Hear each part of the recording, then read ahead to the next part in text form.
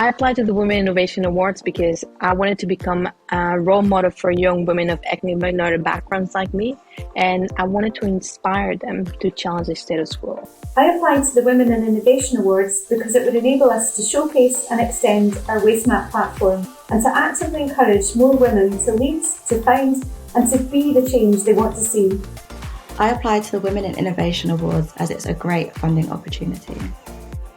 I felt shocked, delighted, and honored when I found out I won this award. To be part of this means the world to me. I think I cried.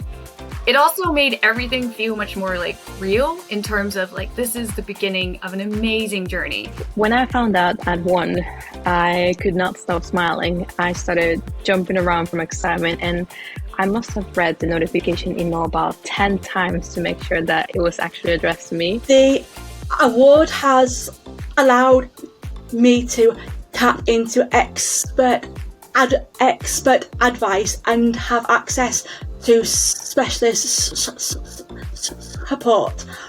For my business, it has moved it to the next stage, which is something I thought was impossible. The biggest gain for Topolytics has been access to an awesome network of extended support and the financial resources to involve the team in extending the capabilities of WasteMap.